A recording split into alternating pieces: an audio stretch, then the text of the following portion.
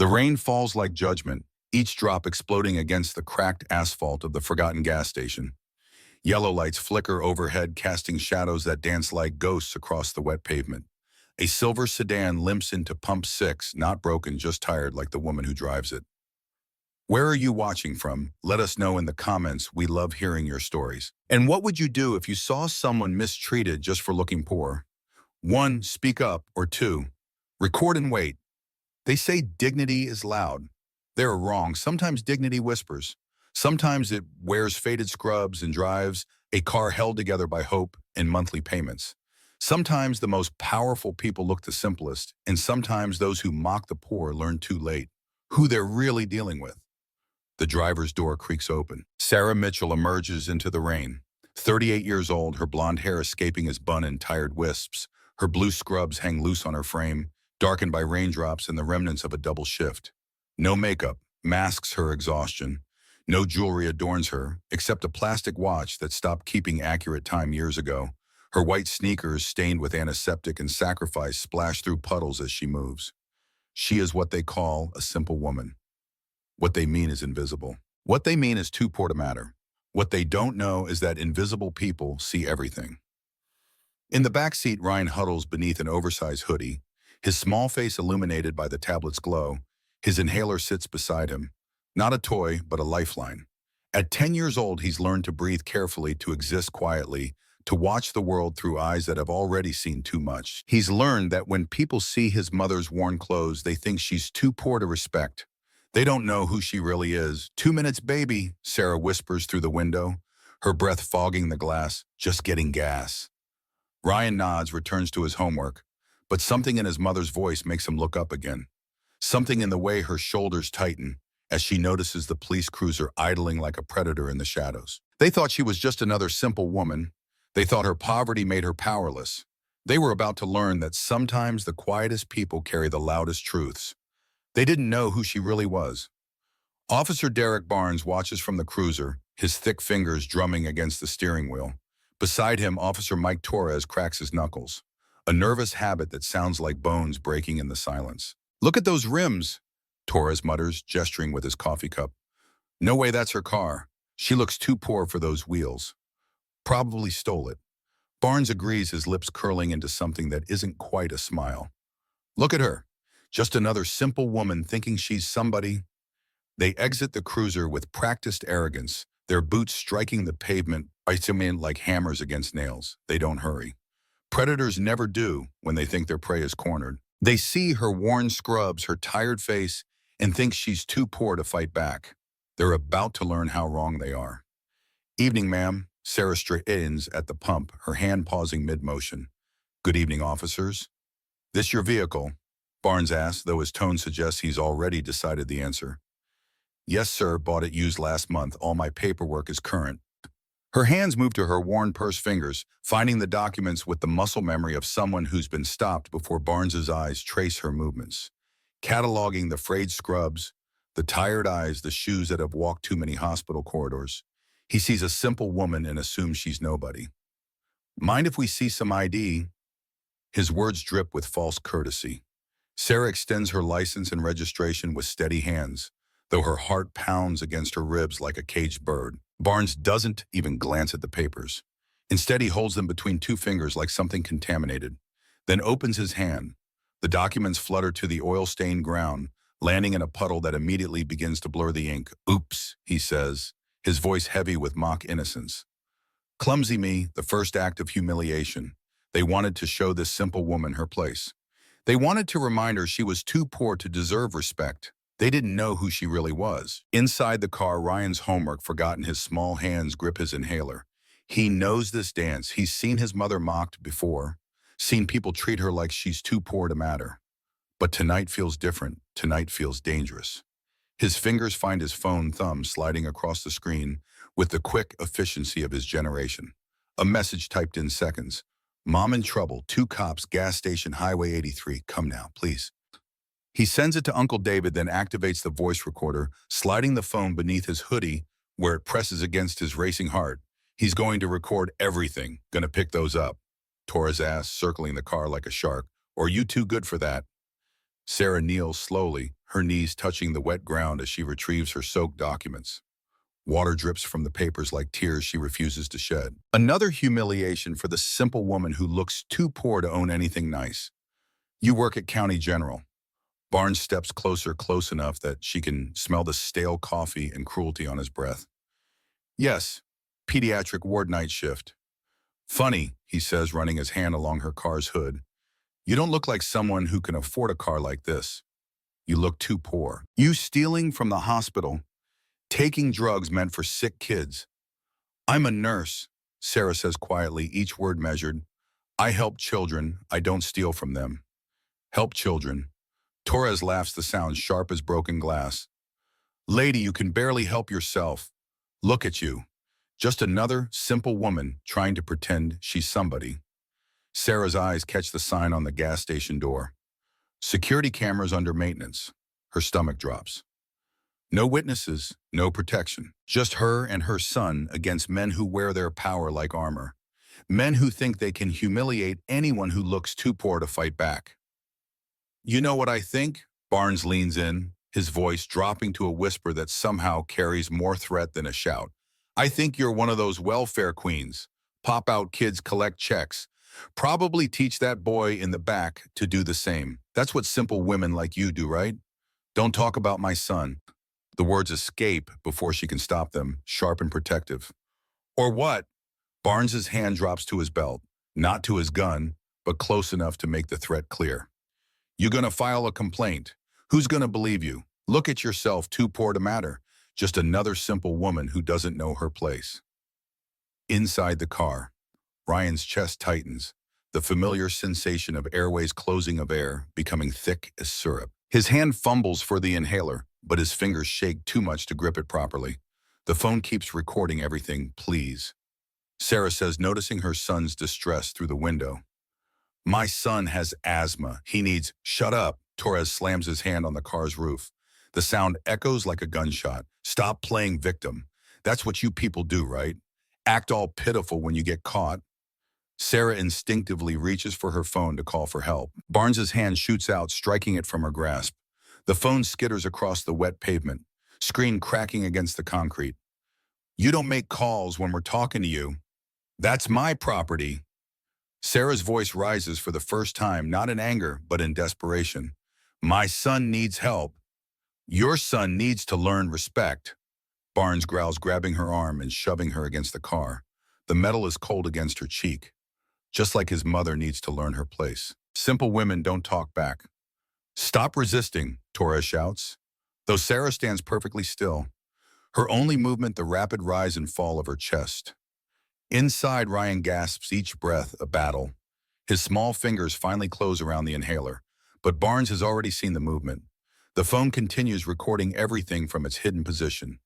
Kids faking, Barnes announces, yanking open the back door. Nice try, Junior. Your mom teach you that trick. With one swift motion, he slaps the inhaler from Ryan's hands. It clatters to the floor, rolling under the seat. Mom. Ryan wheezes, his face turning pale. I can't breathe. Sarah breaks free with strength born of maternal terror, diving into the car to retrieve the inhaler. Her fingers close around it, just as Torres grabs her ankle, dragging her backward. That's assault on an officer, he shouts triumphantly. You're going down. Please. Sarah screams, managing to press the inhaler into Ryan's hands. Baby, use it now. The boy's small fingers shake as he brings the device to his lips, the medicine hissing into his constricted airways. Look at them, Barnes sneers. White trash raising white trash. This is why we need to clean up these streets. Too many simple women thinking they deserve respect. But Ryan's phone is still recording. Every word, every threat, every moment of his mother's humiliation captured in digital clarity. They mocked her for being poor. They humiliated her for being simple. They didn't know who she really was. They didn't know what was coming. The night splits open with the scream of tires. A black SUV tears into the station like vengeance itself. Headlights cutting through the rain like searchlights exposing a crime scene. The vehicle stops inches from where Sarah kneels, still cradling her son. The driver's door opens with deliberate slowness. A polished dress shoe touches the wet ground, Followed by perfectly pressed suit pants, David Carter emerges, like a storm contained in human form. 6 feet of controlled fury wrapped in tailored wool. He doesn't run. He doesn't need to. His presence alone changes the molecular structure of the air. When he holds up his badge, the gold shield catches the light like a fallen star. Mayor David Carter. He announces, his voice carrying the weight of absolute authority. Step away from my sister now. The silence that follows is absolute. Even the rain seems to pause. They thought she was just a simple woman. They thought she was too poor to have connections. They didn't know who she really was until this moment. Barnes's face drains of color so quickly, it's as if someone pulled a plug. Mr. Mayor, we were just what? David's voice cuts like a blade. Just assaulting a mother in front of her child. Just denying medical care to a 10-year-old boy. Just humiliating someone you thought was too poor to fight back. Just abusing your power against a simple woman who you thought had none. 2 more patrol cars arrive, their lights painting the scene in alternating red and blue. Officers emerge, taking in the tableau. Sarah on her knees, Ryan gasping in the car. The 2 officers standing over them like executioners. They see everything now. They understand who she really is.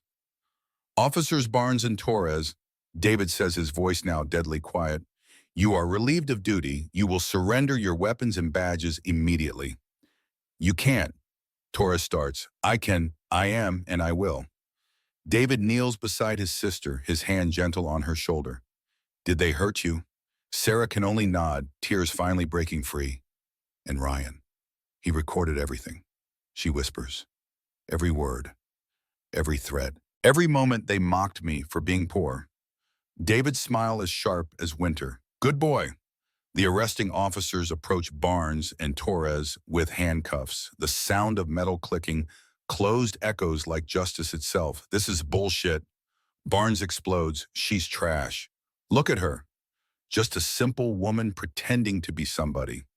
No, David says, helping Sarah to her feet. Look at yourself. Look at what you've become. You saw my sister's scrubs and thought she was nothing. You saw her tired eyes and thought she was weak. You saw her simple clothes and thought she was too poor to have power. You mocked her, you humiliated her, and now you're about to be left speechless by the truth. 3 days later, the courtroom is standing room only. Nurses fill the gallery in their scrubs. Teachers, mothers, the forgotten and overlooked, all present to witness what happens when those who mock the poor finally face consequences. Sarah sits at the plaintiff's table, her arm in a sling. Ryan beside her in his best clothes. The bruises on her wrist have turned purple, but her spine is straight, her eyes clear. She's not just a simple woman anymore. She's a symbol. The prosecutor stands. Your Honor, we'd like to play the recording made by Ryan Mitchell on the night in question. The room falls silent as Ryan's phone recording fills the space. Every insult lands like a physical blow. Every time they called her simple woman, echoes off the walls. Every moment they mocked her for being too poor reverberates through the jury box when Barnes's voice sneers about white trash. Several jury members flinch, but it's the sound of Ryan's labored breathing that breaks the room, the wheeze of a child fighting for air, while grown men mock his mother for being too poor to matter. When the recording ends, the silence is absolute. They recorded everything. Every cruel word, every act of humiliation. And now those words would be their downfall. Sarah stands slowly. May I speak, Your Honor? The judge nods. They called me a simple woman. She begins, her voice steady. Maybe I am. I work double shifts to pay for that used car. I wear old scrubs because new ones cost money. I don't have. My shoes have holes because my son needs that inhaler more than I need comfort. They thought I was too poor to matter. She pauses, looking directly at Barnes and Torres. But simple doesn't mean worthless. Poor doesn't mean powerless. And a mother protecting her child is never weak. They mocked me. They humiliated me. They thought they could break me because I looked too poor to fight back. They didn't know who I really was. They didn't know my truth would leave them speechless. The jury deliberates for exactly 17 minutes. On all counts, the foreman announces, we find the defendants guilty. The judge's gavel falls like thunder. Officers Barnes and Torres, you are hereby stripped of your badges and sentenced to 2 years in prison. You betrayed the public trust. You abused your power, And you did it to someone you thought couldn't fight back. You mocked a simple woman. You humiliated someone you thought was too poor to matter. But her son recorded everything, and now the whole world knows who you really are. He looks at Sarah. Ma'am, this court and this city owe you an apology. Outside a crowd has gathered. No protest signs, no chants, just presence, just witness. They've all been called simple. They've all been told they're too poor to matter. Today, they stand together. A woman approaches Sarah as she exits. Thank you, she says simply, for not staying silent, for showing them that simple women have power too. My son didn't stay silent, Sarah replies, squeezing Ryan's shoulder. He recorded everything. He saved us both. 3 weeks later, the city unanimously passes the Ryan Mitchell Act, requiring all police interactions to be recorded with mandatory prison time for any officer who disables recording equipment. A law born from a simple woman's humiliation and a child's courage.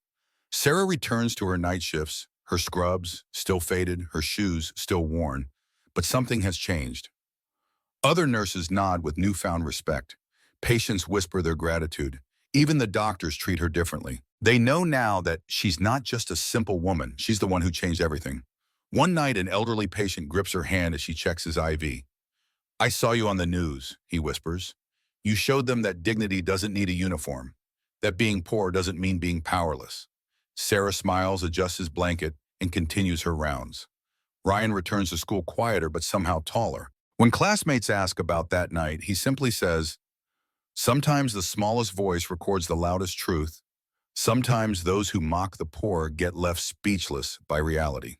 He keeps his uncle's gift, the bent police badge encased in glass, on his desk at home. A reminder that power isn't about the uniform you wear or the car you drive. It's about the courage to stand up when everyone expects you to stay down. It's about recording everything when they think you're too poor to fight back. Years later, when Ryan becomes a doctor himself, he keeps that same inhaler in a frame on his office wall. Beneath it, a small plaque reads, "The breath that changed the city when they mocked my mother for being poor until they found out who she really was." And Sarah, she still drives the same silver sedan, still wears secondhand scrubs, still works the night shift. But now she knows what she always suspected, that simple doesn't mean small, that being too poor in their eyes doesn't mean being worthless, and that sometimes the most powerful thing you can do is refuse to let them win. Because dignity needs no designer labels. Justice requires no wealth. And sometimes, just sometimes, the simple woman in worn scrubs turns out to be the strongest person in the room. They mocked her, they humiliated her. They thought she was too poor to matter. Until they found out who she really was, until her truth left them speechless. They mocked her, they humiliated her. They thought she was too poor to matter. Until her son recorded everything. Until their own cruelty exposed who they really were. And the woman they called just a simple nurse. She changed the law.